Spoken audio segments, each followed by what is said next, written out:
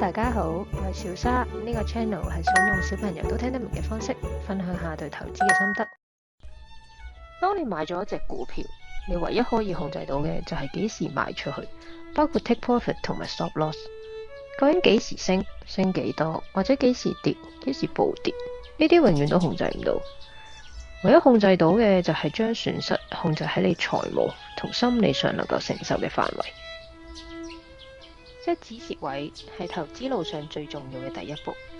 好多散戶輸大錢嘅原因，往往唔係睇錯方向，而係睇錯咗之後唔肯認錯，唔肯止蝕，結果輸晒成副身家。我哋今日就用最簡單直接嘅方式講解下 set 止蝕位點解咁重要。第一樣係保本，呢個係首要條件。其實蝕得越多，要翻身就越難。假設有一隻股票你蝕咗10%，你係要有另外一隻賺翻10%先打到個和，回到本。一隻蝕50，另外一個其實要賺翻50先得。你容許一個 position 無限咁蝕，你就要揾另外一個 position 有同樣嘅 upside，你先至叫做打個和，真係一啲都唔容易。就係因為咁，你一定要保護好你嘅 downside risk， 適當嘅時候止蝕先至係最重要。第二係避免情緒化嘅決定。當股價跌嘅時候，人類最常見嘅反應係咩？唉，跌多少少應該會反彈嘅，已經跌咗咁多，買咗我真係蝕啦，不如等升翻多少少先走啦。其實呢啲全部都係僥倖心態。投資唔係買大細，係有策略嘅操作。set好止蝕位，等於同自己預先講好遊戲規則。守好規則，先至唔會令你輸得比預期更多。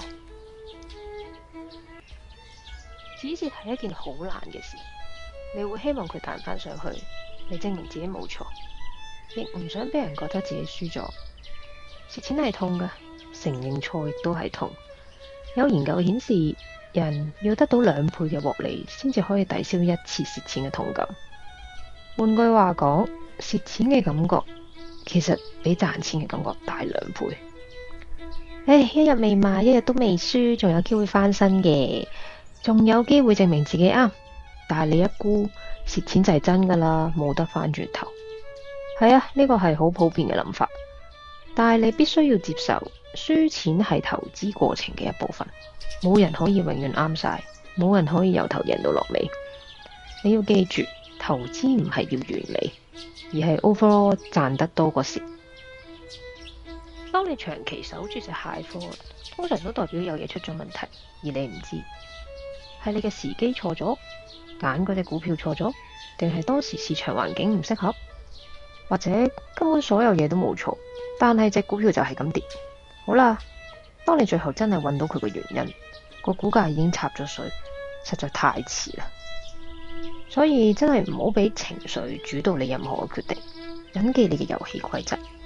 細細流長，輸幾次真係好正常，但係最緊要唔係 total loss， 有籌碼先至會有下次嘅機會。今日講住咁多先，下次再見。